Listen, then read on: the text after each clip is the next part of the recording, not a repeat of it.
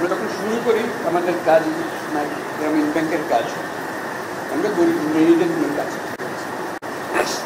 এবং কেউ বলছি না মেয়েদের মুসলমান মেয়ে যাওয়া যাবে হোক, তার টাকার দরকার আছে, তারা টাকা দিলে সে দুটো দিন পারবে এটা খেতে পারবে। পাশে পাড়া হলো হিন্দু পাড়া, তো বলছে আপনি হিন্দু পাড়ায় যাবেন না, যত যায় না হিন্দু পাড়া, আমি তো হিন্দু পাড়ার জন্য আসলে মুসলমান পাড়ার জন্য গরিব মেয়ের জন্য এসেছি।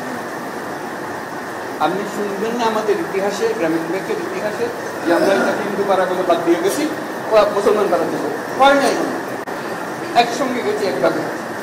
বরং ওরা বলছে যে মুসলমান আসছে, আমাদের কি করতে হবে, দূরে থাকতে হবে। আমার ভাই আমাদের জন্য দূরে থাকতে হবে না, আপনার সঙ্গে যে কথা, এটা কথাবার্তা সোজাসুজি মুসলমান মেয়েদেরও কথা বলছে, ওদের বলছে ভাই আপনি ভোটটা দিয়ে যাইয়েন না, আমাদের কথাটা শুনুন, একই কথা।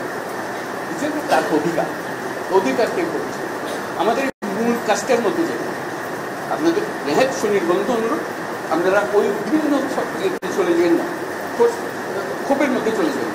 এই ক্ষোভ হলে এই ক্ষোভের মধ্যে মারামারি কারাগারি করে একত্রই আসে এক আইন, যে আমাদের আইনের অধিকার দিতে হবে। আজকে যেটা বললেন যে আমরা আইনের অধিকার পাই না, আমাদের বিচার, এটি হলো আসল জিনিস। বিচার ব্যবস্থা আমাদের দিকে তাকায় না, পুলিশ আমাদের দিকে তাকায় না, কিছুই আমাদের দিকে তাকায় না। কারণ আমি অধিকারটা প্রতিষ্ঠা করতে পারবো, আমাদের নীতিটা আমরা প্রতিষ্ঠা করতে পারবো।